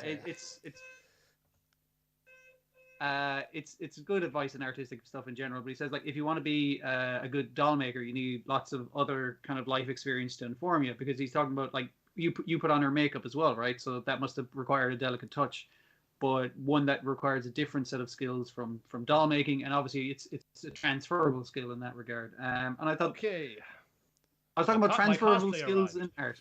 Excellent. But yeah, the grandpa talking about, like, the more experiences will make you more rounded as an artist, and I thought it was a really nice piece of advice. There's bits like that, and there's lots of moments even in these two episodes that are very, like, true to life and kind of thing, or true to experience that I really appreciated. He's as well as appreciative as well. It's a good thing you have because actually you have met other kids your own age and start hanging out with them, having friends. That's why the grandpa's like, yeah, take the day off, go for it, like, hang out with your friend, it's cool. Look, I love having you around. Like, it's cool to know you've got a grandson like you who's like cool hanging around with his granddad all day and the small geezer, but you appreciate what I do, but you gotta get up, gotta get out and have some fun, kids. I got things to do around the house. Granddad needs his alone time as well, So he goes to visit he doesn't realize a girlfriend, and she answers the door. She answers the door not wearing a bra, but the bit that she's freaking out about is like, oh, I haven't put in my contacts. He'll see my real eyes. Which is like, he's a teenage boy. He hasn't noticed that. Not at all. But yeah, they're kind of watching the show, and she's like, holy shit, we're on like a stay-home date. We're on like a date, and we're talking about the show, and we're both fucking loving it. And he's getting really into the show that I love. It's like, I'm doing all the whole fantasy, so I'm going to up a little something to eat. It's just the fucking fried rice and things. She tries to make omu rice, but it basically ends up being fried rice. And I'm putting on the apron and tying up my hairs and doing that. Oh, is this like some kind of JoJo romance cliche? Am I going to be all the whole like, here, try some? And then she's written like a love heart or the word love on the thing. It's just like, nah, you just made fried rice. And he's like, this is really good. We mostly eat Japanese food were with grandpa, so it's nice to have some Chinese now and again. And it was very much like a nailed it kind of situation. It's like, yep, got it bang on, yep. Absolutely what I was going for. It's a nice bit. Is it the same episode now where they're they meet up in the restaurant with herself, the younger one, or the older one, and her sister. Juju and her younger sister, Shinju. The younger sister, but she's the taller one. And we get she's very tall for her age. Yes, very tall for her age. Yeah. Go on, thank God she said tall. And I think it's something else entirely, which is weird to me to do because this girl is a lot younger than me. Like, Now, that's it's a bad note to end that episode 7 on. There. But like episode 8, they're still in the restaurant, and it's kind of talking about photography and stuff, and they're actually like impressed with her thing, and she's talking about, she actually over the course of the episode, she does like a bunch of photography techniques, which is why it's called backlighting is the best. So it's like, okay, if you got like strong light, backlight's good because it kind of emphasizes these features and etc. You need a front light or a reflector because you need to cast it properly. Yeah. You don't want to be entirely in shadow and that kind of thing. That's why you want to do this like a JC. You don't want to be like doing it all on your smartphone. You can get some good smartphone cameras these days, but you can't get these kind of effects, where you can kind of get different kind of focuses on like bring on the background to focus on the foreground, and kind of or a partial blur as it proceeds, and all the kind of like fancy photography stuff you've seen on Instagram or whatever like that.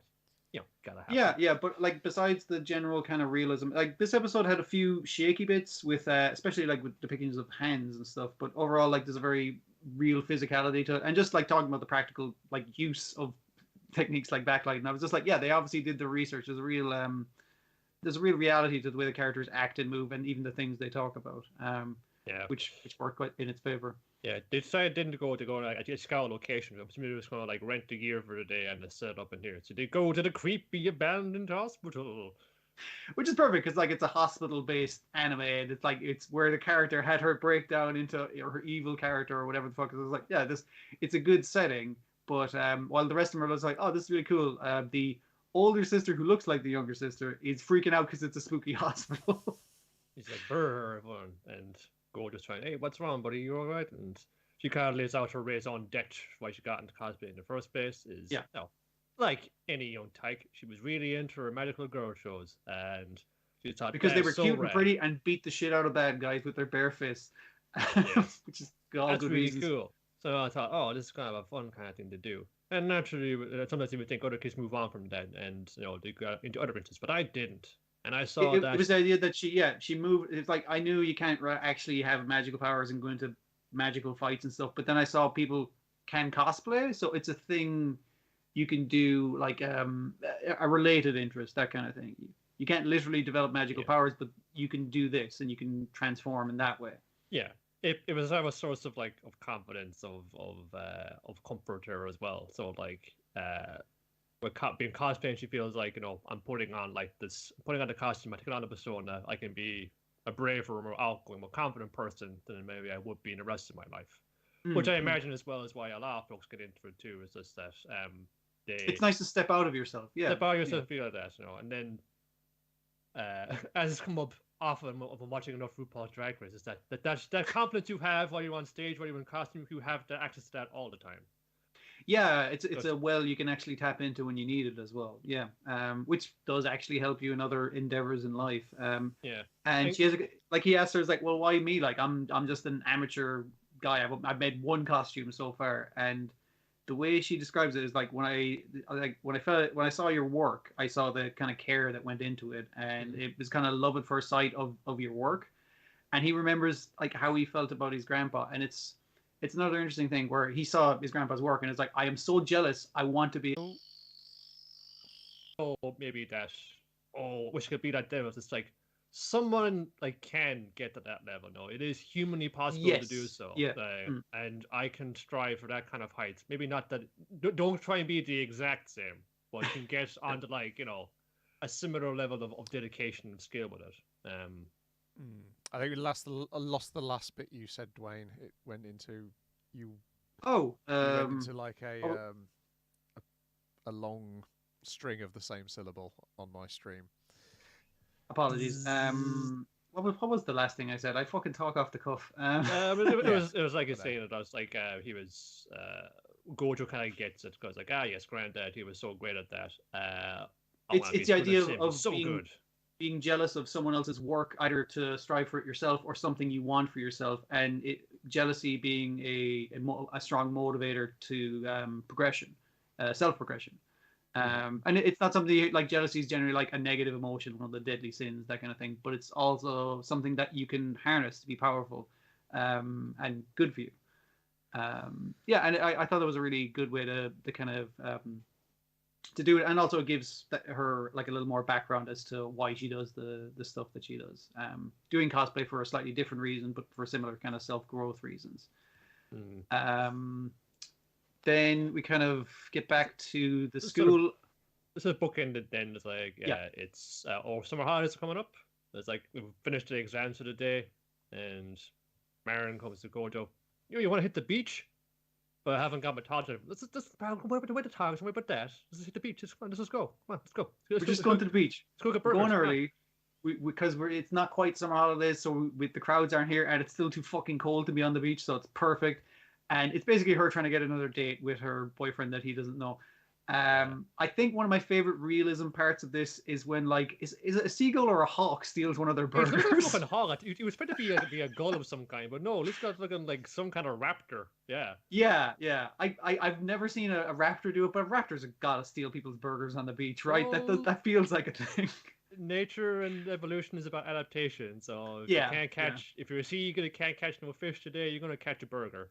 From the unwary teens that have fucking wandered onto the beach. Throw the chips at it, that'll distract him. You can get away. Yeah, his solution then is like, right? And she's just laughing. Is like, that is a mad plan. Let's do it. And they try and run away from the hawk, which is just hovering over them as they sit down on like a towel on the beach for a bit. Well, we got one burger left, so we'll just split it, and it's just like, oh, we're sharing it. It's quite nice. Hey, do you want to drink of my bubble tea? It's like, no, I don't want to. It's like, I don't want to quite get to secondhand kiss or whatever that thing is called. Like, okay, I'll get you. She's trying to push it. I'll break you. I'll get you when I use it. Yeah. And she decides to go, like, not wading in the water, but like up to your ankles in the frolic in the surf. Yeah, and from his seated position can see way too much of her knickers as she's frolicking. So he's kind of like, yeah, I will also get into the cold water. That would benefit me right now. But again, there's a lot of physical stuff that it works really well. Like him being freaked out at the sand moving from under his feet, and her just going like, I found seaweed. They feel like stupid fucking kids at the beach. In a way that is very entertaining. Yeah, it's just kind of cute. It's like I've never been to the beach before. I've never been to the beach before. I spent my child indoors playing with dolls. I've never been to the beach with a friend before. Like, okay, this is like a more profound moment than I realized for you. Also, you look so dashingly handsome. It's like standing there with the sea at your back. Backlighting is the best. Yeah, and she has to take a picture. It's like, I gotta fucking commemorate how hot he looks in this moment, how attractive he looks in this moment. And that appears to lead into the next episode because there was a lot I saw in that photo, which is nice. Yeah, he's very trying low key fun. Hey, you wanna like go to the beach or other places anytime over the summer? Like just us, we have fun together. Yeah, when we post it, just have fun. Yes, I very subtly asked him out on dates, multiple dates yet to be fulfilled. Yeah. And that's when it is another area that is strong, and again, it's just that it is kind of easy sort of cuteness. Like Marion is like, she's playing this sort of cool or kind of casual on the outside, or at least she's kind of flustered and kind of, oh my god. Mm-hmm. But then once they kind of just sit down and directly with each other, it is a very easy back and forth. I mean, even like going over to her flat, and Gojo was like, oh shit, never been in a girl's room before. Oh my god, he's like getting palpitations for insane, then opens it and it's full of walls, scrolls, and Hulk pullers for insane. Of course this would be her room. Yeah. Why was I nervous about it? It was the initial teenage boy thing of seeing the teenage girl's room, but then seeing her body pillow of the erotic game that she has, and it's just like, yeah, this is her room, all right. Yeah, it's very clear. Well, you see, sit down for a nice. For me to relate to this more, I want an anime version of this where one of the characters is completely oblivious of the other one, and then like 5 years later goes, "Hang on a second." God damn it! I'm gonna score. Yeah. One of the best things of it is their kind of childish obliviousness to each other's attractiveness of their own attraction and attraction to each other, kind of thing. They're very stupid in the way they're handling this, and that's nice. You gotta sneak the horny in there every now and again, but yeah, what are you gonna do? That's fine up to a point. They're like. Was like Juju's younger sister, like Shinju's. It's like that's very well. There may be trouble ahead. Yeah. It's constant that. I do admire like their dedication, for better and for worse. I mean, the fact as well that when they're sitting down to watching like all 120 episodes of this Toei Magical Girl series. Sorry, Toei Magical Girl series. We see the Wikipedia entry on it. Yeah. But it's got a whole other animation style. It's 4:3 pillar box when they're cutting the scenes in it, and it looks like very well. And Gold is pointing out, Magical Girls, you should just punch things a lot, don't they? They don't really use magic. Well, I'm into it. Few things to watch out for. When Adona's really on, and it is when Adonis is very endearing about saying, "Okay, you get out of here, you rascal." But I'm keeping my eye on you now. Yeah. It's like a white knuckle ride. Maybe white knuckles is not the right phrase to. Okay, right. Lupin III, Part 6, Episode 19. Fakes Attract Lies, Part 2, and Lupin III, Part 6, Episode 20. Two Terrible Ladies. Oh, I wrote that in as 19 twice. You did. That's all right. I've corrected it. Yeah. So, Fakes Attract Lies. Who could the murderer possibly be? Oh, it's exactly the person we thought it was. Yeah. At least it set itself up for like that being the case. But it like I think one of the things that was kind of throwing you was how much the female inspector was involved in the thing, which the answer was apparently not at all. she's related, but not She directly. was trained by Tomoe. We don't learn for sure. Do we hear that Matea was trained by Tomoe? She says she was also had a tutor who Yeah. was called Tomoe. There's something to it for sure. Yeah. Like you get a little bit bummed before saying Ayata and Ari episodes. Not even Zenigata. Zenigata's out of the picture. Lupin's already found the country. I really want to follow these two around for an episode. I think, okay, that's gonna be kind of boring, but like, the more you get into Ari, and more particularly we get into Ari and Matea, and there was that we're going to meet for coffee. It's the most tense cup of coffee you're ever going to have, and it's like the way they kind of build up the dread of that little by little, and saying, "Oh, actually, okay, I see what they're going for here." And like it's contrasted really well. Not here. No one's going to save you. Yeah. You know how vulnerable they are. Like, and the contrast with that, with like earlier stuff where they're trying to investigate the case and they're getting hassled by guys who obviously have been hired to hassle them. And it's just like there is real and present danger there. And then they're growing closer. It's like, oh, so now they're even in a better position to for tragedy. Being overprotective, but also I think the key is it lets you have scenes, a flashback scene with Tomoe in it, quickly blocked either side by scenes with Wata in it, and then you can go, don't they look kind of similar? Yeah. That's definitely the purpose it was that Tomoe did have as many students who were like little children, but she only had one child of her own. But it was lost to history. And then you see the pair together, the shape of the face, the shape of the haircuts, and you're like, maybe those people who seemed like a wild prediction that Wata might be the child. Oh, yes, it might be the child. And I was like, no, surely not. And then you see that I was like, maybe they've got something. Maybe just from the character design, there is something there. If that's not what they're going to do, that's definitely what they're implying. Yeah. It's definitely trying to lead you down that. Yeah. Like whoever trained her, whoever's child she might be, she's got the stuff for deception. She just says, "Oh, I'm just a sweet, innocent, girl next door, who is in all of these Lupin things." Like it feels like a lot of these women that have been trained by Tomoe are specifically foils for Lupin. Yes, they've been pointed like at one was Lupin. Exactly, like one was a woman thief who doesn't do things with subtlety at all, and therefore is better than Lupin. Another one is exactly the kind of type he falls for in a protective kind of role. Another one is a police detective literally trying to fucking catch him. They're all after him or he's vulnerable to all of them in different ways, if that makes sense. Yeah, I checked back on the first episode of this arc, where, if you recall, at the end, when Lupin is chasing just with all those gang women up a tightrope with the jetpacks and things. And flash, you see a scene again later on, flash all these different women, they're looking out of windows and things like that. We've all seen them, or most of them so far. Hazel the politician was in there. Gabby, the fashion designer, was in there. Emilia from the episode following that, she's in there too. I'm wondering if Matea has some kind of fun highlighter. There can be only one fun thing going on. She's cleaning house. Or taking care of the fake children because she wants to be the one child. Yes. Yeah, I see what you mean. Or she's that would make sense. Purpose. But yeah, as soon as our detective kid, the guy woke up with the note and was like, "I just want to check out a lead," and it's just like, no, like that sets you up for the danger immediately, and then that's very very tense. He was being overprotective, and she wanted to prove. Yeah. She can handle it herself, and she did appear to handle it because she was suspicious. She hasn't been strangled at the end. She's just fainted, and she has got a bloody USB stick off of Matea. See, that was the thing. Like, it kind of it cuts. That fight was like for a nice across the table Jason Bourne type thing. It was like that's really good.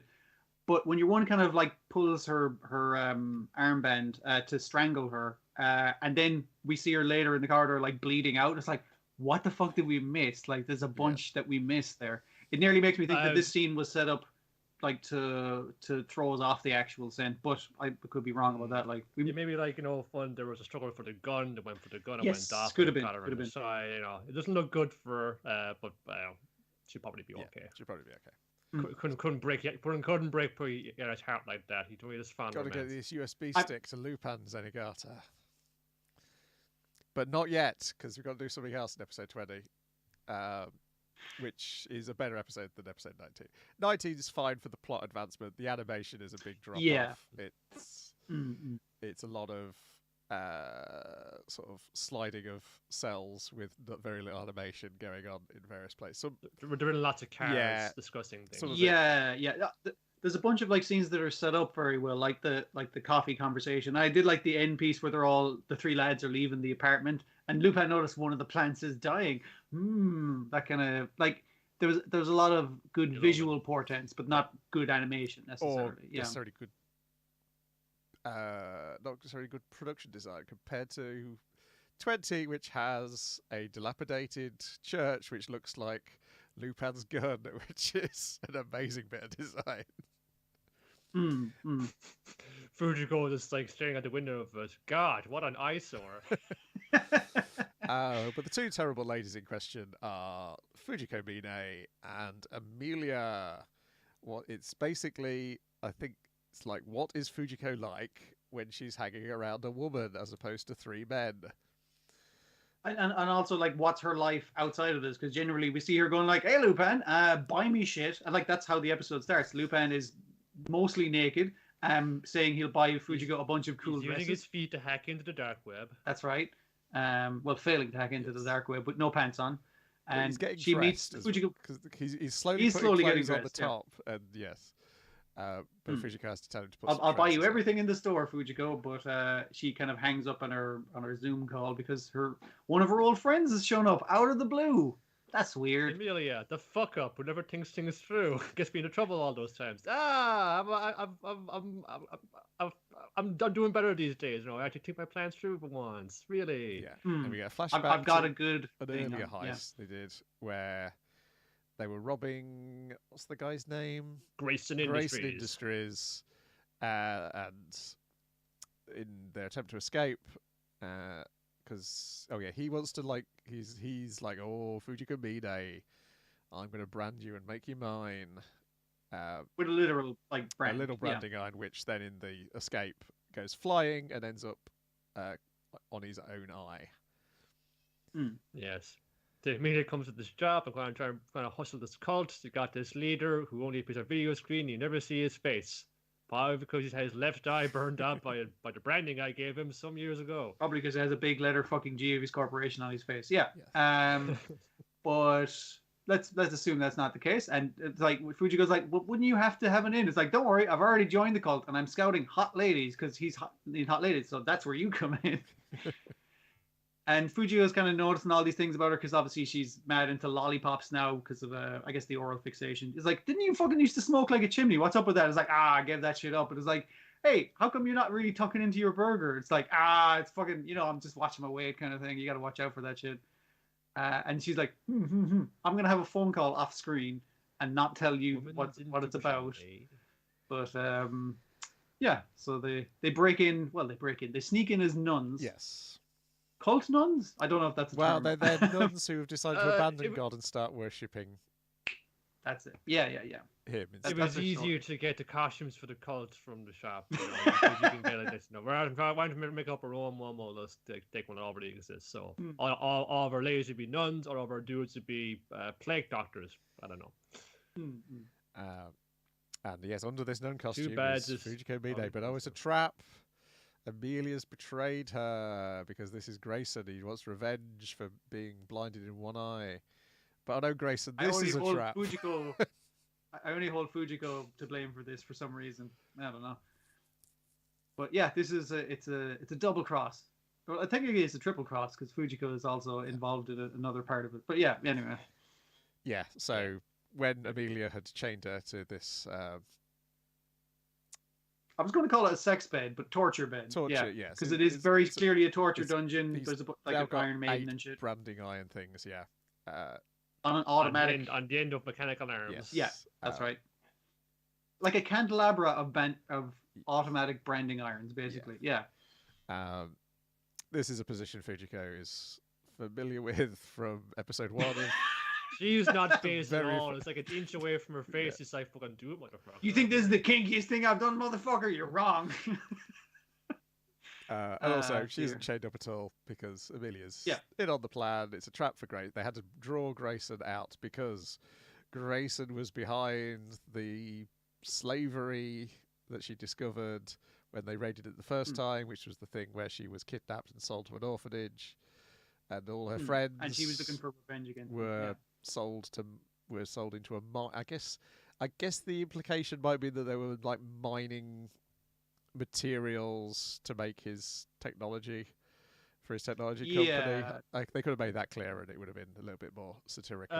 There's probably definitely like a very obvious way with it up. But this is Lupin. We're not going to be as crass as that. And deal with these realistic things. And also, you got beat. Lupin's hacked it, and he's taking control of the branding irons, and he's also stolen all the money, so they get their revenge. And then Fujiko's like, I figured it out, Amelia, you're pregnant. And then we discover that this bit is also a flashback from current day, and then we have the meeting again in the present time when the baby's being born, because Amelia wants the baby to meet Daddy Fujiko. Fujiko, you're the daddy. And she's like, fucking what? Well, yeah. You're the Davy. Because there's like... Oh, that's Davy right. was our hidden code word for, leave this to me. So the baby's saying Davy. His name could be Davy, too. So the baby's in charge now. He gets his first word. Davy! That does feel like a very, fuck up of a friend thing. It's like, all right, when I say Davy to you, you just have to go whatever the fuck I say. I was like, fucking why? That doesn't make any goddamn sense. It does. Someone's got a friend called Dave, and when someone goes, it's like, Davy! Like, you're being serious. Dear. What about that garden? Yeah, I haven't checked I don't follow the translators, and there may have been some, because I noticed it's Papa Fujiko in the actual dialogue. So I don't know if there was some real big stretching and jumping around of translation to make whatever the wordplay work across that bit there. But it's because she has playfully flirted with Fujiko on a couple of occasions, normally in front of a man who is ogling Fujiko, the truck driver and Lupin. I think the Lupin stuff is great because when he initially gets hung up on by Fujiko, he's like, I'm not mad at all, Jigen, shut up, my boyfriend, whatever. And then later on where she's like, hey, I bet you wish you were squished into Fujiko in the backseat of this getaway boat. And he's like, no, shut up. I don't wish I was you. I'm Lupin. I'm great. It's very childish and very good. Yeah. I was going to get some that night. For real that time. I know it. I can feel it in my bones. This was a fun episode. Does not advance the plot at all. This lady does not appear to have been trained by Tomoe. If Tomoe did train her, she did a very poor job. Well, I suppose probably like so many of them in there as well, hardly Gabby the fashion designer was trained by Tomoe, unless we find this out later. But there could be a few these are a few red herrings in there, and Yeah. But we're putting the focus on the women in the Lupin universe. Yes. What are they got to offer? It isn't just about dudes with hairy knuckles solving all the problems. What about the ladies? Yeah, and it could be like the other women in that lineup was like, okay, some of these people are going to be trained by this mystery woman, and other ones are just going to be the kind of woman that Lupin would get involved with in a crazy, wacky plot, which is exactly what the women who have been trained to do would also do. Yeah, so it's kind of capable, exciting, get into all kind of mischief, take any risks. That same devil may care attitude that a gentleman thief would have. But it could be like a gentle lady thief as well, or different other kinds of criminality. Hey, there's some. Isn't just Fujiko who's pulling the weight for everybody else? There's lots of them out there. Yeah, and the voice performance for Amelia is quite fun. Even though I was like, where do I know that voice from? Where do I know that voice from? Well, I know it from another show we're watching concurrently, which is who's it? The voice of Emma in Ninjala. Oh. Okay, yeah. It's similar kind of bubbliness, yes, I suppose. That's what I was thinking. Yeah, I was like, I know that bubbly, and it feels like more like a genuine character type of bubbliness, not just bubbliness for the sake of being bubbly. It does feel like a real character. As Megumi Han is the actress, and Megumi Han, And what else do we know? Like, I can from- absolutely see the character coming back in Lupin if they wanted to. She seems really fun. Oh, we have heard it before. She was our favorite Jackie in BNA. Okay. Oh yeah, there we go. No, she's in Fruits. You've heard her in Fruits Basket as well. Momiji, yes. Oh, okay. She's got a long and storied history with this. She's Akko in Little Witch Academia. She's Tama in One Piece. Oh, wow. Yeah. Okay. She's blowing up. Less perky character Jeanne d'Arc in The Rage of Bahamut. Not such a chirpy, jolly character in that. So, but yeah, I was like, oh, that's a good performance. But I'm sure I've heard that performance very recently as well. This week. Yeah. It was. It's like, oh, okay, that makes sense. Occasionally that comes up, and it does throw you. That's it for this week. As long as Still 2 weeks. as long as we all stay well, we'll be back here next week with the correct amount of anime to watch. Yes. Righty ho. Revive until then. Let us say goodbye, dear audience, on both the podcast and the stream, and I will hit the button right